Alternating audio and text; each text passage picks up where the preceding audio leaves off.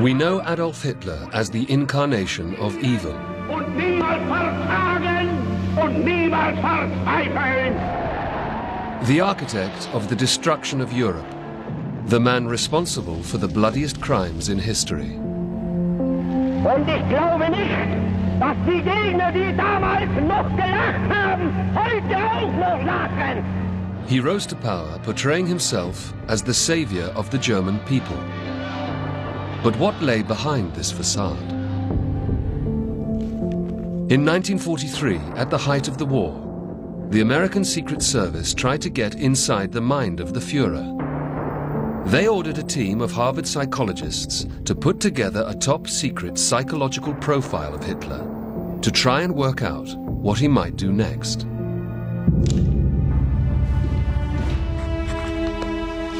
We want to know as much as possible about the things that make him tick. You're asking for something that's never been done before, Bill. Under enormous pressure, they poured through documents. We all know this isn't going to be easy. Tracked down people who knew the Führer.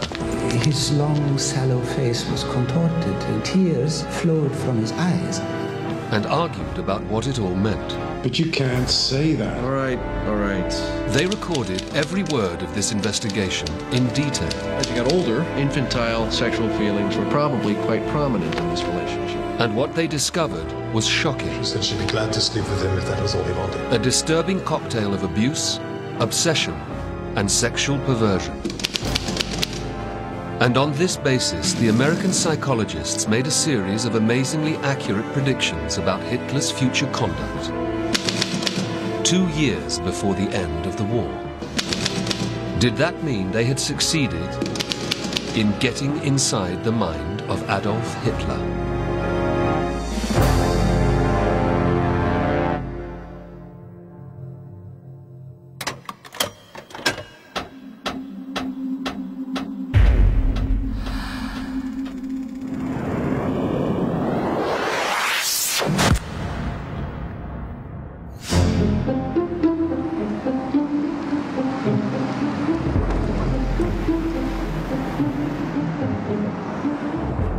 This man is Dr. Gerald Post.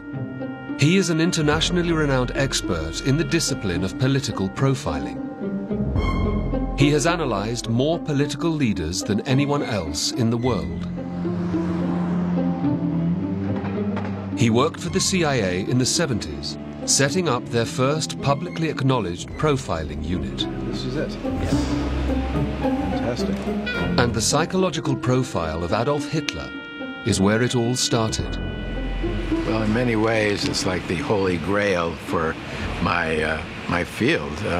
This was really the very first disciplined study of a political leader at a distance using a psychoanalytic framework, and in many ways was really the inspiration for the unit I came to found at the Central Intelligence Agency. This is the first time that Dr. Post has had the original report in his hands, and he's never seen the more than 1,000 pages of the profile's background research.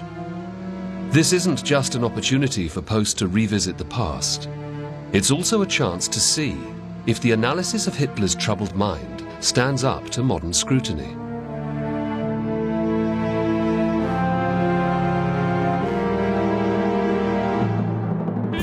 By the end of 1942, Adolf Hitler had only been in power for 9 years.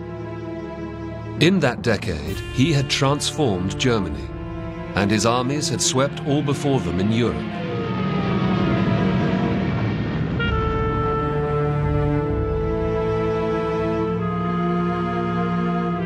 He seemed invincible.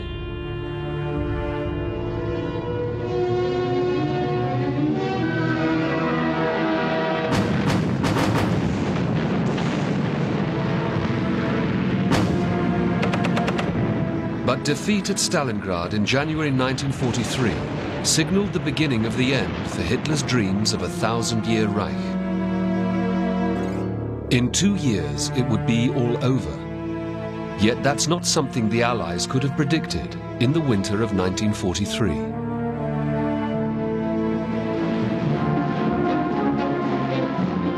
think the temptation has always been there to look back at the war from 1945 backwards, and so 1942-43 seems to be the point at which the Allies took the initiative and gradually squeezed the Axis until they had won. But if you stand in 1943, beginning of 1943, things look very different, very uncertain.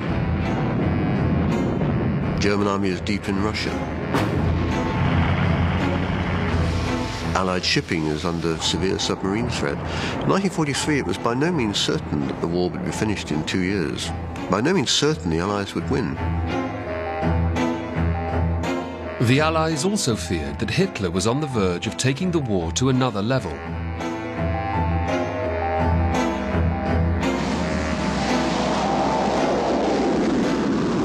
They knew that German scientists were developing the technology to launch missiles with the potential to deliver an atomic bomb.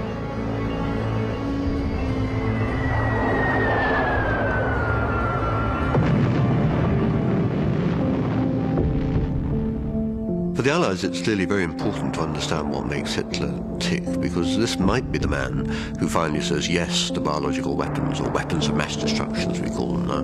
This is the man who might say, push on with the atomic weapons program. We'll drop an atomic bomb on London.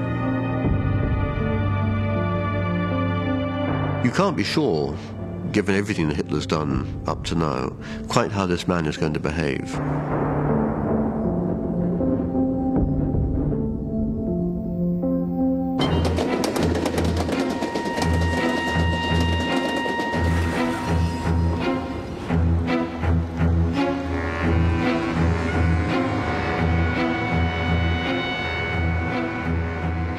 In the early spring of 1943, working out what Hitler would do next was a top priority for the American Secret Service. Wild Bill Donovan, the director of the OSS, the forerunner of the CIA, approached Walter Lange, a leading Harvard psychologist, and asked him to draw up a psychological profile of Adolf Hitler.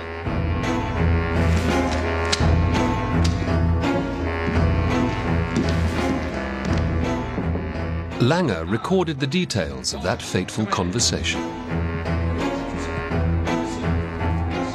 Relationship to the German people. We need something more reliable than what we get from the German propaganda machine and stuff our foreign correspondents feed us. What we need is a realistic appraisal of the German situation. If Hitler is running the show, what kind of guy is he? What are his ambitions? How does he appear to the German people? What's he like with his associates? What's his background? But most of all, we want to know as much as possible about his psychological makeup, things that make him tick. And we also want to know what he might do if things begin to go against him. Now, do you think you could come up with something along these lines? You're asking for something that's never been done before, Bill. That doesn't mean to say it can't be done, and you're just the man to do it. Well, that's very flattering, Bill, but I don't know how valuable it'll be. Why? Well, we'd have to get most of our information from the literature. And while that's extensive, for the most part, it's unreliable. Furthermore, psychological and psychoanalytical techniques aren't designed for this sort of thing. Now, if anybody can make this work, it's you, Walter. Just give it a try and see what you come up with. Hire what help you need and get it done as soon as possible. And another thing, keep it brief. And make it readable to the layman.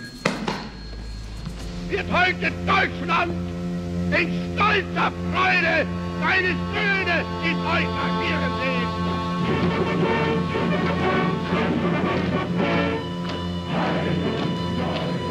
This was the public face of Adolf Hitler. He'd risen to power in the 1920s, when the country was on the verge of economic and social collapse.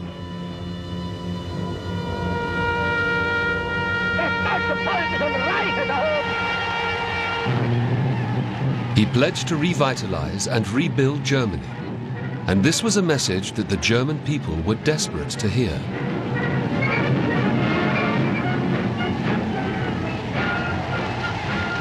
For Hitler, there was a very real, almost lock and key fit between his own psychological needs and the needs of the damaged German populace.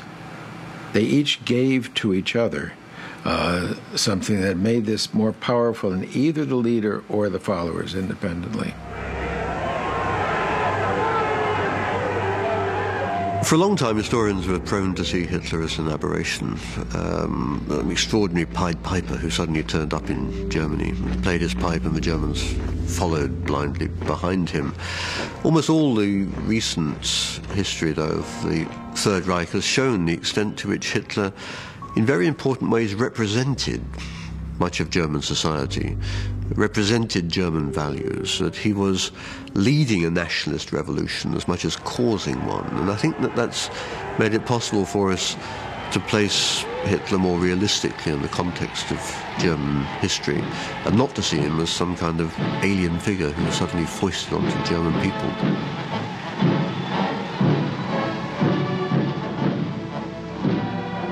By the mid-1930s, Hitler had established his dictatorship, systematically dismantling German democratic institutions.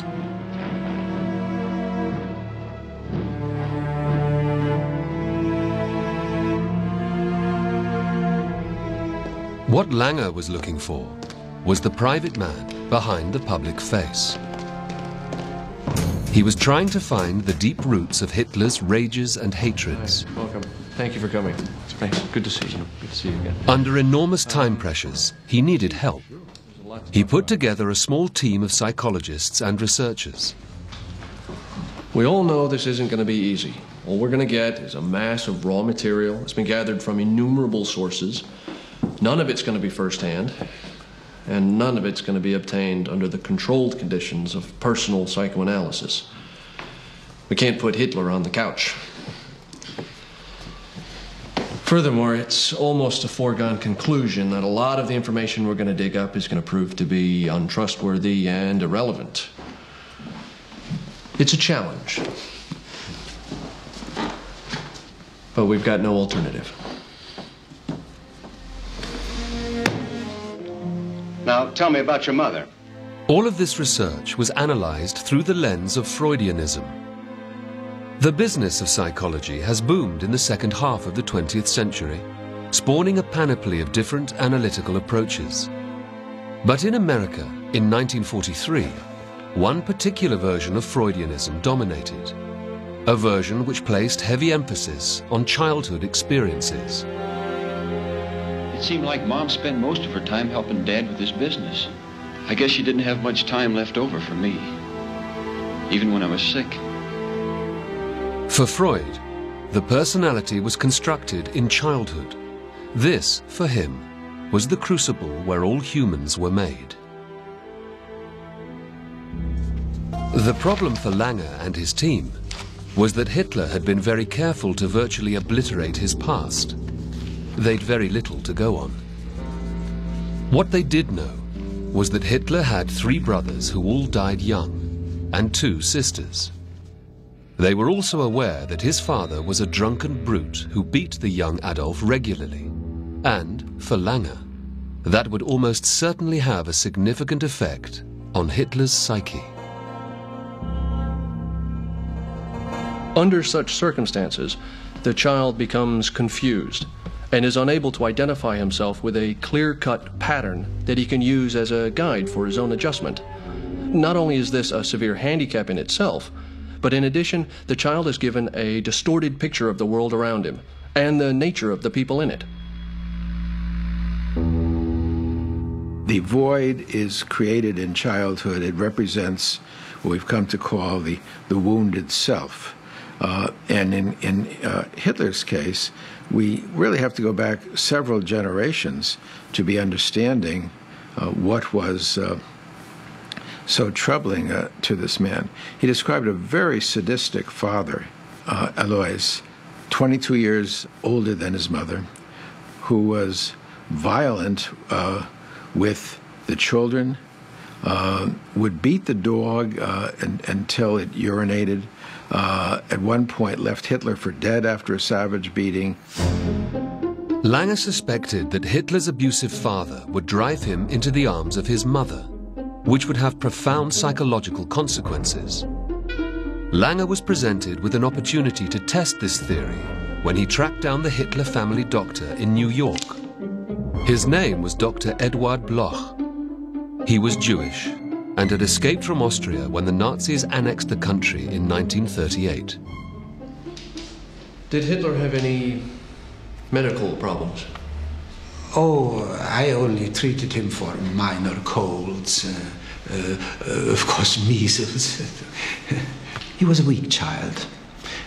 But he had no physical deformity, and definitely no tuberculosis, although tuberculosis was hereditary in the family from the father's side.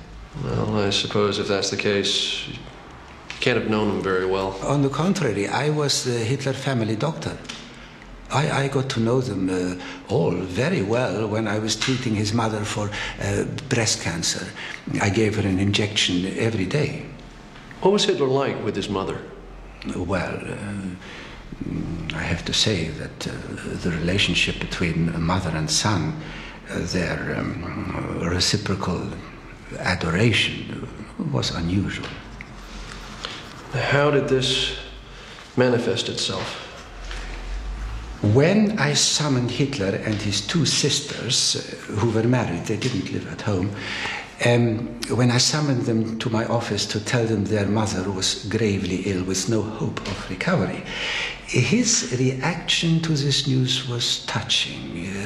His long, sallow face was contorted, tears flowed from his eyes.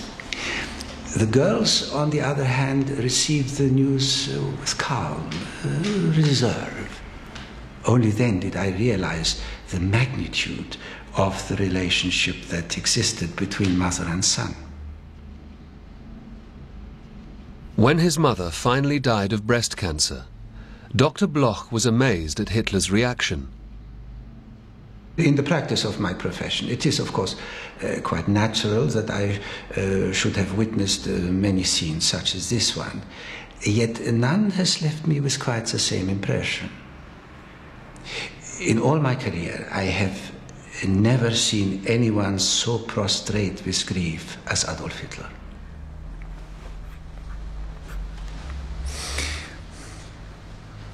His mother would turn in her grave if she knew what he turned out to be. For Hitler, his mother's grave became something of a shrine. There's evidence in one of the many home movies shot by Hitler's lover, Eva Braun. This one shows Hitler, Eva, and some friends on a trip to Leonding, where the Führer grew up, and the site of his mother's grave.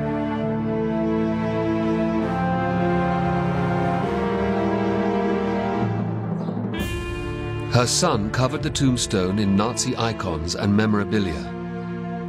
Eva took no moving pictures of Hitler at the graveside, but there are a series of telling still images.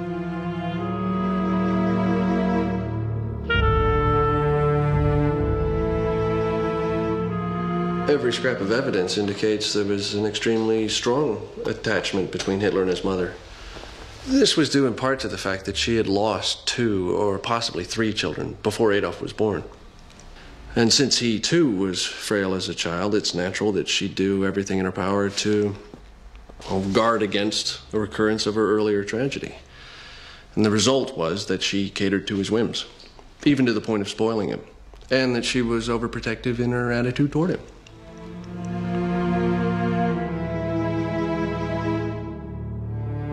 For Langer's team, Hitler's infatuation with his mother and loathing for his father was a perfect fit for Freud's famous Oedipus complex. Life with his mother must have been a veritable paradise for Adolf, except for the fact of when his father would intrude and disrupt the happy relationship. As he got older, infantile sexual feelings were probably quite prominent in this relationship. This is the Oedipus complex. The more he hated his father, the more dependent he became upon the affection and love of his mother. And the more he loved his mother, the more afraid he became of his father's vengeance should he be discovered.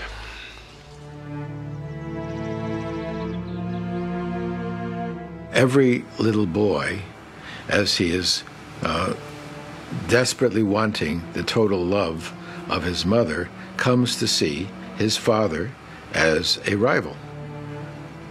This, however, can be particularly powerful if you have had an overly attentive mother, as Hitler did, and an abusive father, as Hitler did.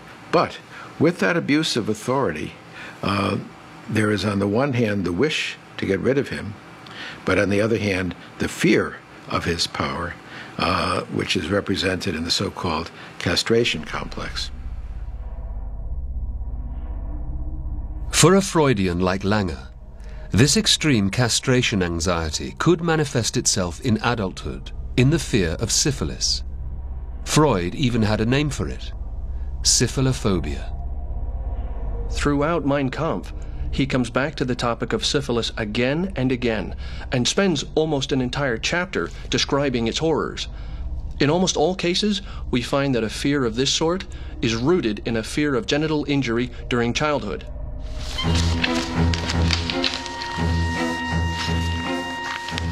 Langer continued to examine Hitler's childhood through the lens of Freudianism. I mean, we're doing as best we can with what we have.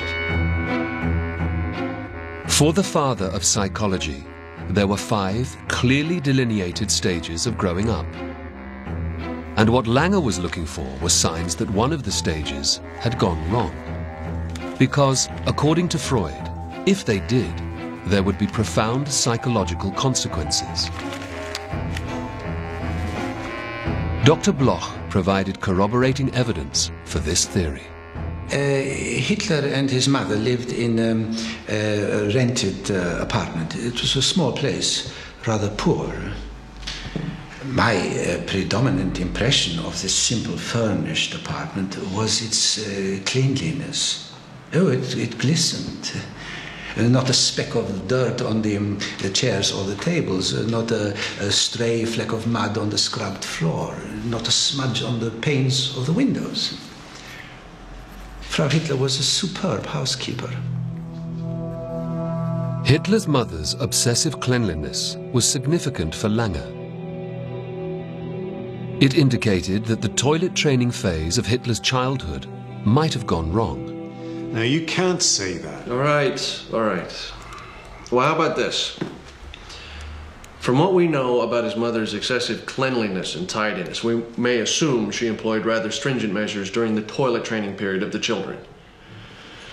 We know this usually results in a residual tension in this area. It's regarded by the child as a severe frustration that arouses feelings of hostility.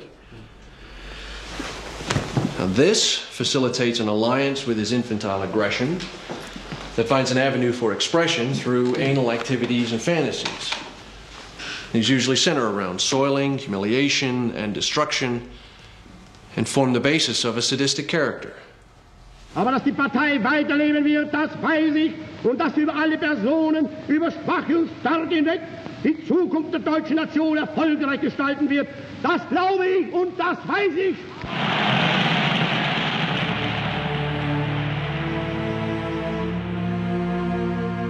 Langer felt that he had a potential fit for Freud's Oedipus complex and extreme difficulties with the toilet training stage of childhood. And he suspected that this would be most clearly seen in Hitler's attitudes to sex. Sex, for Freud, was crucial to what drove and determined people.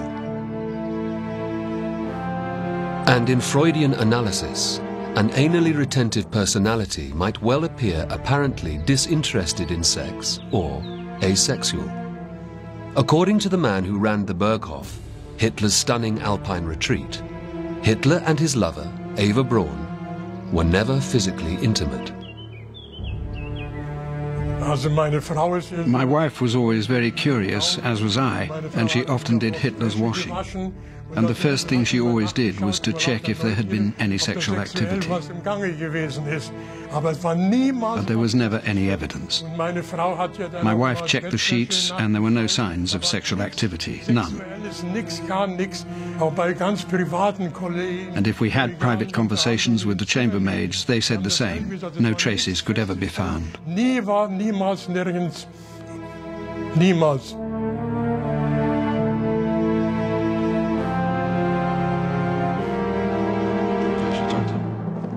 Langer didn't know this at the time, but he did know that Hitler was awkward around women and appeared to be asexual. This reinforced his belief that the Führer had something to hide.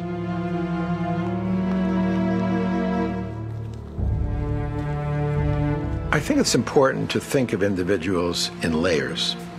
There's the layer we see on the surface, which for many is all that is seen and understood. And for many leaders, that layer is there to overcompensate for what is missing beneath. For Hitler, the magnitude of his weakness psychologically led to a drive psychologically to overcome that, and he developed this compensatory messianic self. But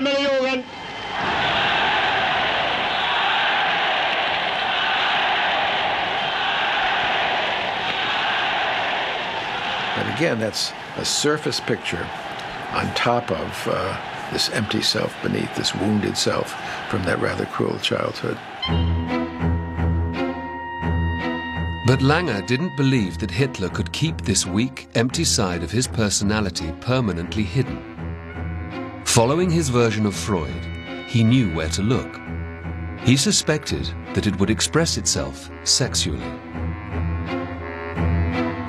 He was most interested in Hitler's relationship with his niece, Gyli Raubal. There was speculation in the Hitler literature that he was more than just an uncle to the teenager. He couldn't talk to Gyli because she had committed suicide in 1930, apparently following a row with Hitler. But Otto Strasser was close to Hitler and Gyli during this period. He was one of the founding members of the Nazi Party, along with his brother Gregor, seen here alongside Hitler at a party rally in 1927. But they both fell out with the Führer over the political direction of the party. Hitler later had Gregor murdered, and Otto escaped to Canada.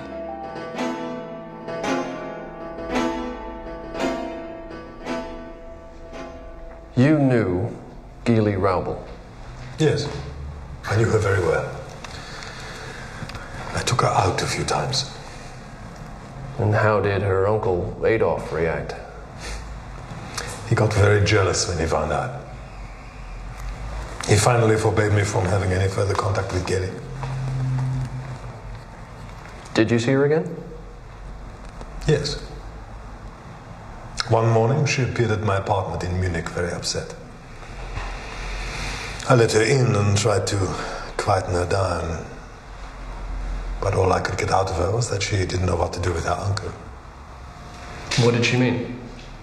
Well, she said that Hitler was very generous with her in some respects, and very harsh with her in others.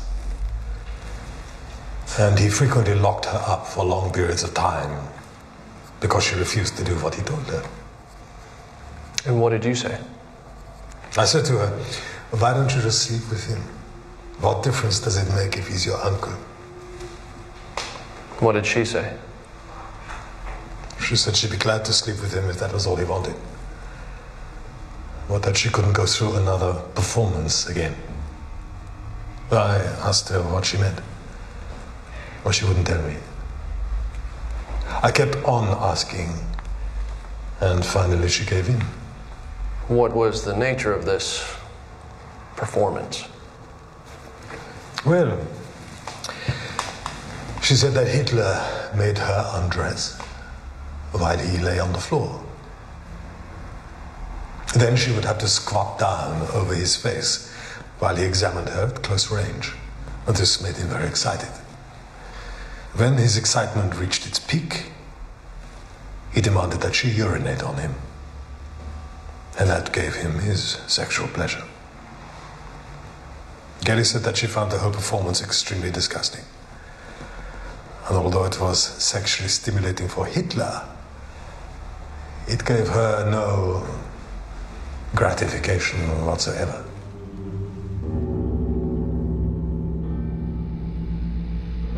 The Strasser evidence is hard to judge. There's no doubt that there was no love lost between Otto Strasser and Hitler. He is not, in that sense, an impartial witness.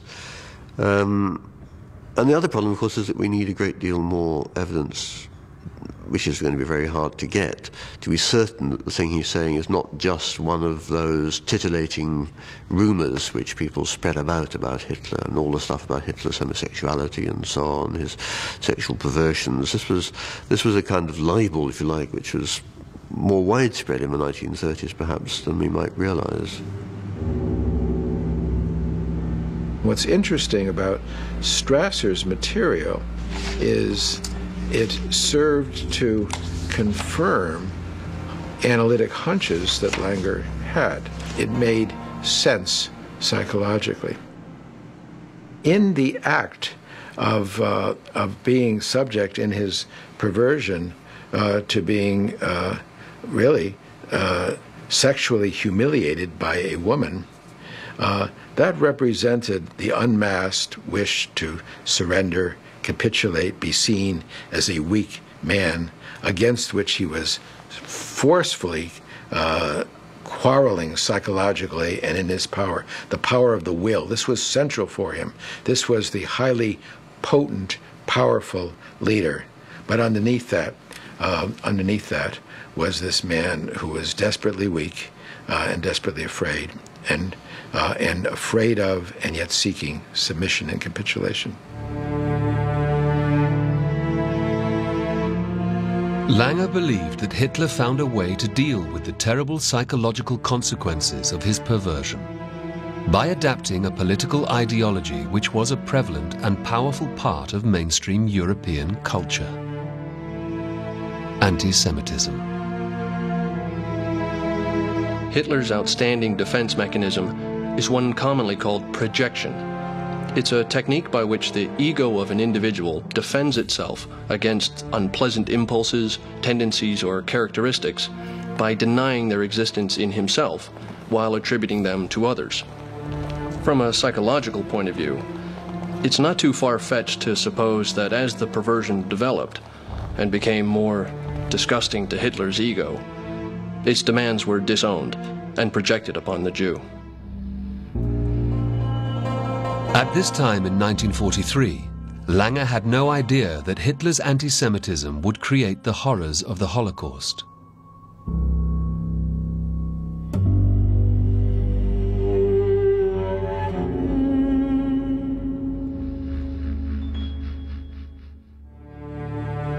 For Langer, Hitler's hatreds were driven by fear and insecurity.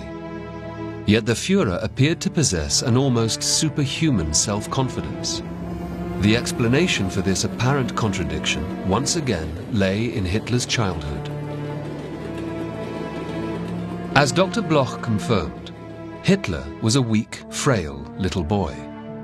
But there was one thing that marked him out as special in his family. He survived.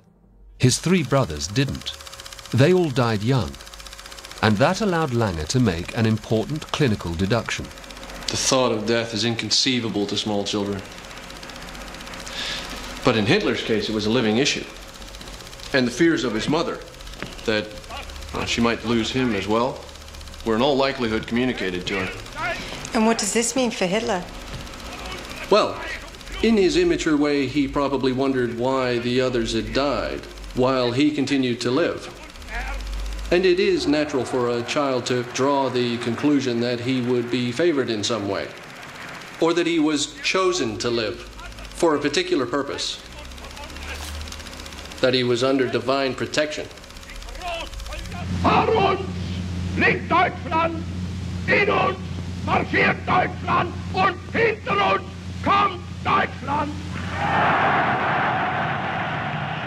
This is what Freud called the Messiah complex. There's no question that Hitler believed he had Christ-like qualities.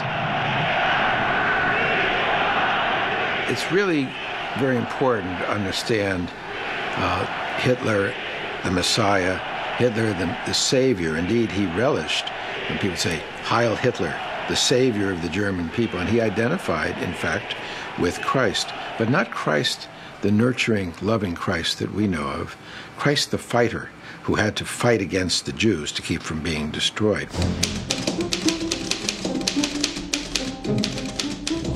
Langer wanted more time to finish his profile. But Donovan and the Secret Service pressured him to complete the report. So, 5 months after he started, Langer had to commit everything to paper. After analyzing Hitler's character, he made a number of startling predictions.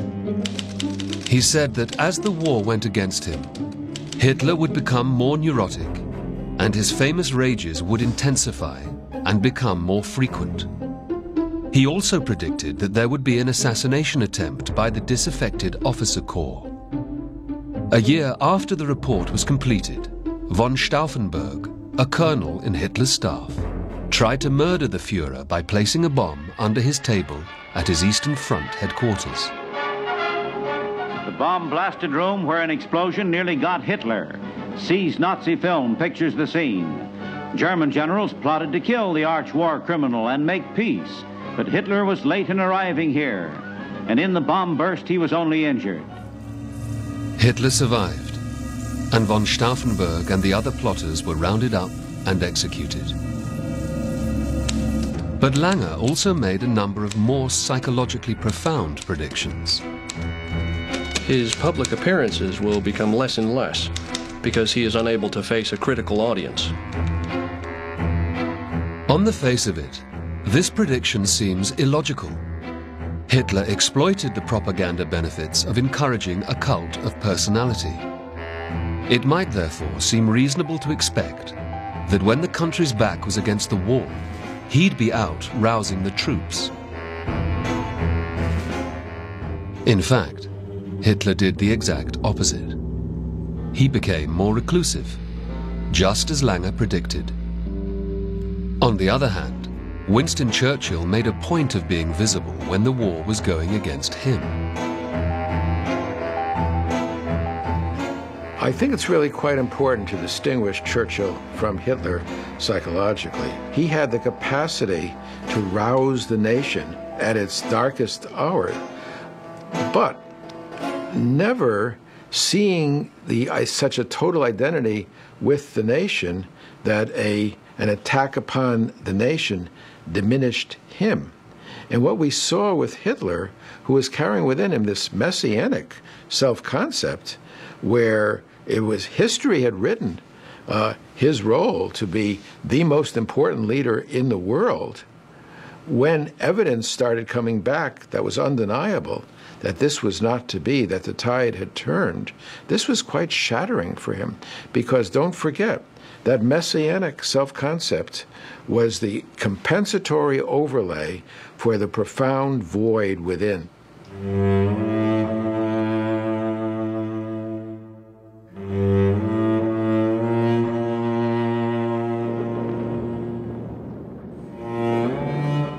Langer was convinced that the conflict would culminate with the complete destruction of Germany. There would be no surrender, no peace negotiations.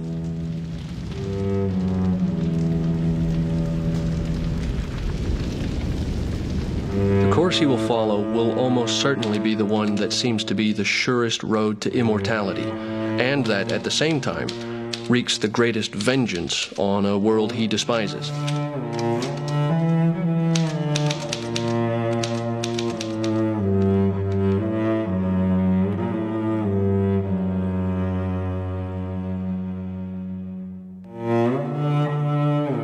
In the final months of the conflict, Hitler made it known that total destruction was the Allies' only option if he was to be defeated.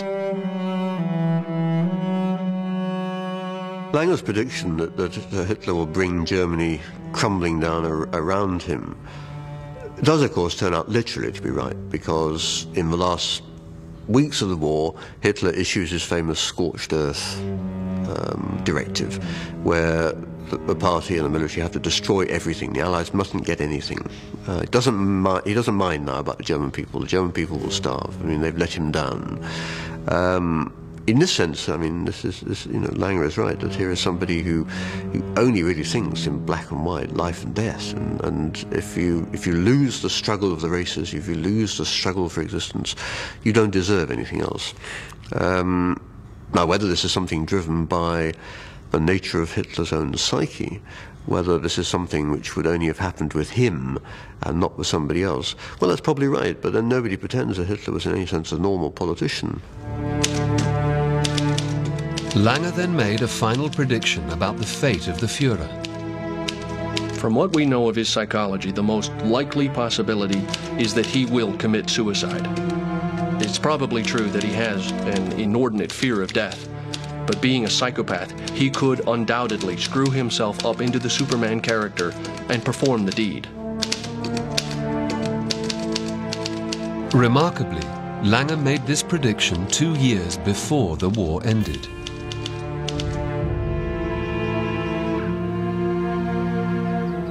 The bunker where Hitler ranted and raved in the final days of the conflict is long gone.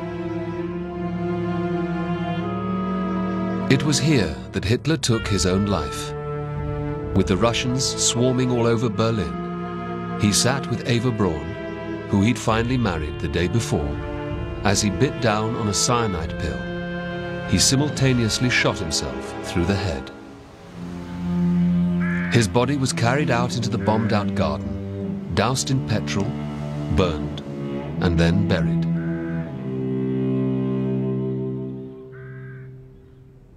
And Langer is spot on in this case. I mean, this is a suicidal personality. He's not somebody who's going to simply give up, lay down his arms, and say, "Okay, let's have an armistice." One of the most fascinating predictions to me is the manner in which Hitler would bring his end, namely that he would suicide, which was an uncanny psychoanalytic intuition. If you take this notion of the empty self, which has built up this compensatory, grandiose, messianic facade,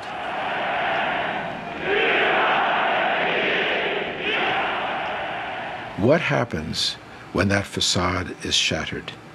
It's totally intolerable.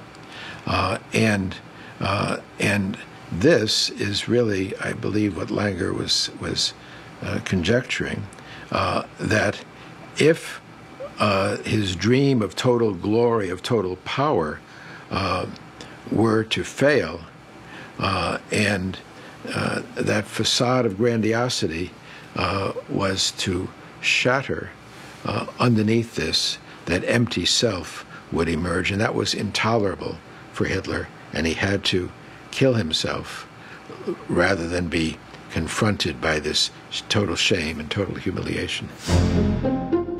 The fate of this top-secret document is shrouded in mystery. We do know that it reached the highest levels in the British Foreign Office. But there, the trail runs cold. Langer was absolutely certain of the value of this profile and the profiling of political leaders in general. In fact, he went so far as to claim that things might have been completely different if the Allied leaders had the report before Neville Chamberlain tried to appease Hitler when they signed the Munich Peace Treaty in 1938. I would like to believe that if such a study of Hitler had been made years earlier, under less tension and with more opportunity to gather first-hand information, there might not have been a Munich. Munich gave Hitler a chunk of Czechoslovakia in return for peace. But Chamberlain completely underestimated Hitler's appetite for German expansion. We regard the agreement signed last night as symbolic of the desire of our two peoples never to go to war with one another again. Historians are far more cautious about the value of this profile and the whole discipline of psychobiography. There are so many other factors that had to be brought into this. There are so many other political, diplomatic, military and strategic calculations. So much of this is entirely unpredictable.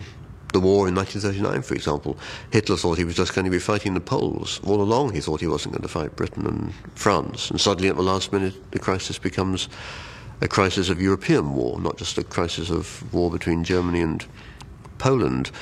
So even understanding better what makes Hitler tick would be very difficult, I think, for either the people around Hitler to act differently, or indeed for the British or the French or the Poles perhaps to have acted differently as well.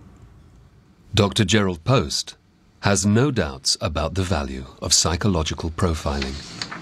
And my strong belief from the very early days in founding the Center for the Analysis of Personality and Political Behavior is our leadership needs nuanced political personality profiles of every important world leader, but particularly those leaders who really threaten us.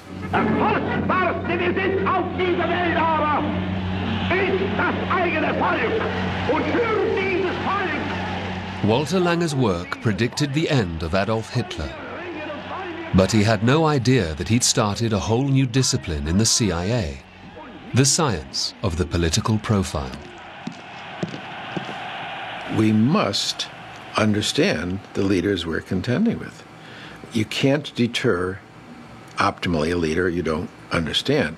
And to relegate, be it a Hitler or a Joseph Stalin or a Saddam Hussein, to a crazy, evil madman, really degrades our capacity to deal with them optimally, because we're not thinking about what pushes them, what makes them tick.